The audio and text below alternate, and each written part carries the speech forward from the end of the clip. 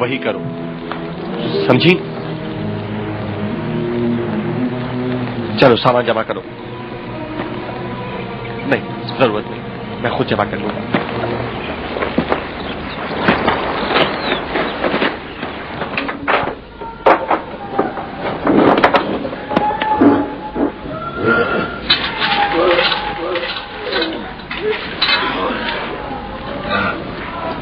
اٹھ جاؤ، دیکھو تو کون آیا ہے۔ وزیر اعظم تم لوگوں کو دیکھنے کے لیے آئے ہیں۔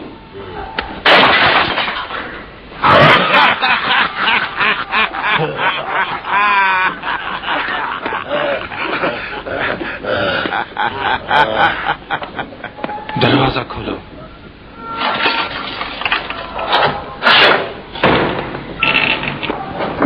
ذرا یہ مشل پکڑنا۔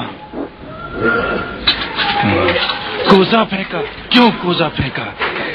کوزہ پھینکا، کیوں کوزہ پھینکا؟ بولو، کیوں کوزہ پھینکا؟ بولو۔ بس کرو، باہر جاؤ۔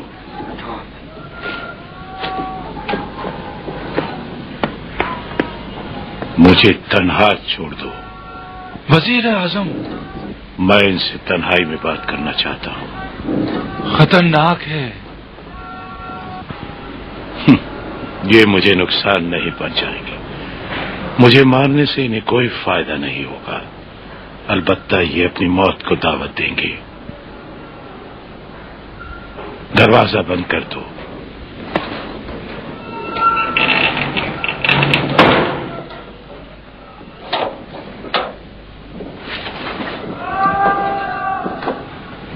مجھے پہچانتے ہو؟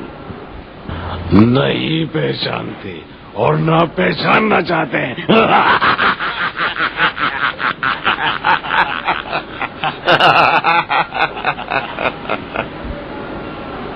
میرا نام فضل ابن سہل ہے۔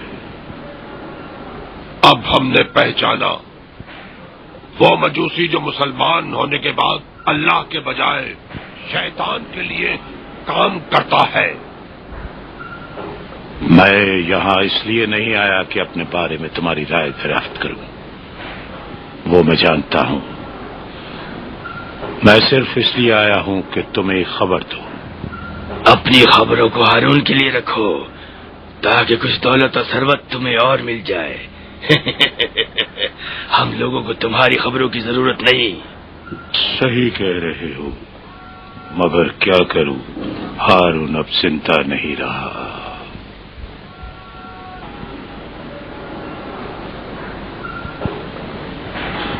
تم جھوٹ بول رہے ہو۔ تو کیا تمہارے خیال میں ہارون کی زندگی میں ایسی بات کرنے کی مجھ میں ہمت ہے کہ اسے مردوں میں شمار کروں؟ کب مرا؟ اب اس بات کو چھوڑ دو، اللہ اس پر لعنت کرے۔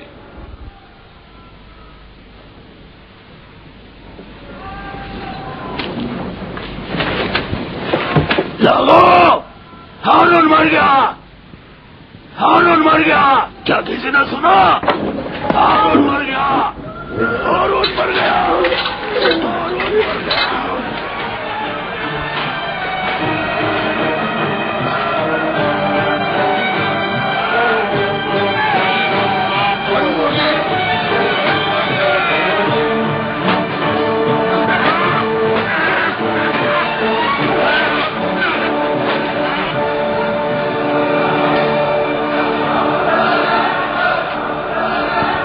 کیا میری اور باتوں کو بھی سننا چاہتے ہو یا نہیں؟ اگر تمہاری باتیں اس قدر دلچسپ ہیں تو بولو، ہمارے لیے خوشی کا باعث ہوگی۔ قبول کر لیا؟ نہیں۔ میرا خیال ہے کہ سوائے شورش و بلوہ کے ہمارے پاس اور کوئی راستہ نہیں ہے۔ اپنے باپ کے زمانے میں ہم نے یہی کچھ کیا۔ یہ سیدھے راستے پر چل کر نہیں بلکہ ہر اس راستے پر چل کر ملے گی جو خلافت پر ختم ہو۔ ٹھیک ہے، کیا مشکل ہے؟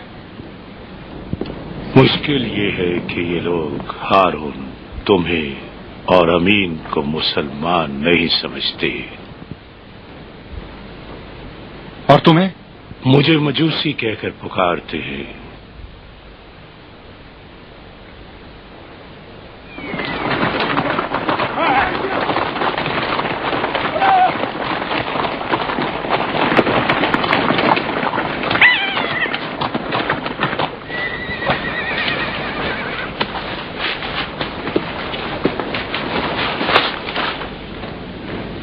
سنا ہے کہ میرے اور امیر المومنین کے سرداروں کے لیے پیغام لائے ہو؟ ہاں بولو، کیا پیغام ہے؟ میں تمہارے لیے پیغام لایا ہوں، اور میں محترم سرداروں کے لیے۔ پہلے میرے پیغام کو پڑھو۔ اجازت دیں تو تنہائی میں کچھ عرض کروں۔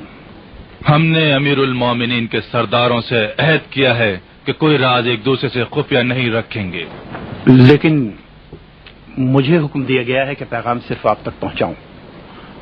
البتہ اگر آپ چاہیں تو ان کو بتا سکتے ہیں۔ نہیں میں اس کھیل کو بہت اچھی طرح جانتا ہوں۔ ممکن ہے کہ بعد میں یہ احتمال پیدا ہو کہ میں نے مامون سے کوئی خفیہ عہد و پیما کیا ہے۔ فضل ابن سہل کے بھیجے ہوئے ہو نا؟ کوئی پیغام دو یا پھر حکم دیتا ہوں کہ تمہیں شرانگیزی کے الزام میں گرفتار کر لیا جائے۔ ان دونوں کو لے جاؤ۔ اچھا چھوڑو، بولتے ہیں۔ ٹھیک ہے، بولو۔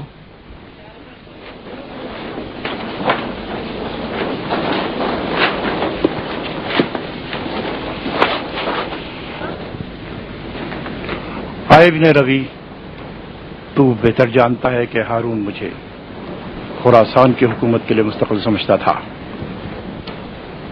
اس لیے اس نے سپاہیوں کی رہبری میرے سپرد کی۔ تم سے یہ چاہتا ہوں کہ میرے سامنے گردن اطاعت کے ساتھ جھکا دو، اور جس قدر جلد ممکن ہو فوراً ہی سپاہیوں کا لشکر میری طرف روانہ کرو۔ البتہ میں خود تمہارے اس عہدے کے لیے خلیفہ سے سفارش کروں گا، اور تمہیں ذرا برابر بھی تکلیف نہیں پہنچنے دوں گا۔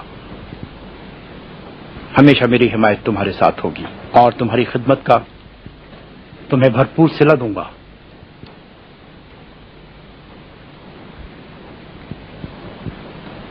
ختم ہو گیا؟ ہاں۔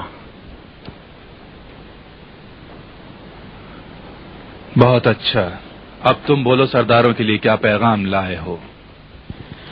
امیر کے بیٹے مامون نے تم لوگوں کو سلام بھیجا ہے اور کہا ہے کہ تم لوگ سالہ سال سے میرے باپ کے امرکاب رہے اور شمشیر زنی کی۔ تم لوگ مرحوم خلیفہ کی خواہشات و تعمیلات اور قلبی اضطراب سے اچھی طرح آگاہ ہو۔ اس نے امین کو اپنی جانشینی کے لیے منتخب کیا اور مجھے اس کا جانشین بنایا۔ عہد نامہ لکھ کر خانہ خدا پر آویزہ کیا اور مجھ سے اور تم سب لوگوں سے اس عہد نامے پر کاربند رہنے کی تلقین کی۔ اگرچہ میں محمد سے بڑا ہوں، مگر چونکہ میں نے قسم کھائی ہے، لہذا وفائے عہد کے علاوہ کوئی اور چارہ نہیں ہے کہ امین کی خلافت کے سامنے سرنگو ہو جاؤں۔ امین خلیفہ ہے اور اس کی اطاعت واجب ہے۔ البتہ میں نے اور تم لوگوں نے صرف امین کی خلافت پر قسم نہیں کھائی تھی، بلکہ عہد نامے کے دیگر نکات بھی اس میں شامل تھے۔ لہذا اب تم لوگ وفا کرو اور اپنی قسم کو یاد کرو اور فوراً میری جانب چلے آؤ۔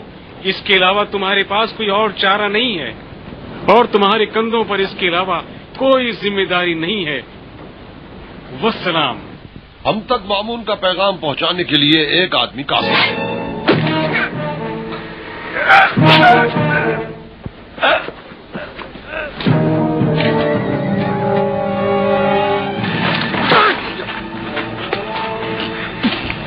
تجھے قتل کر دوں گا۔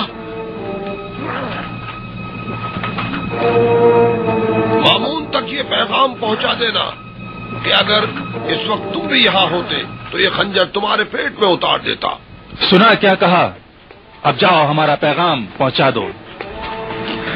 قتل کر دوں گا تجھ کو، مجھے چھوڑ دو۔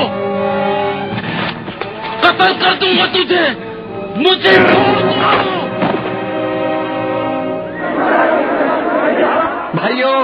بھائیو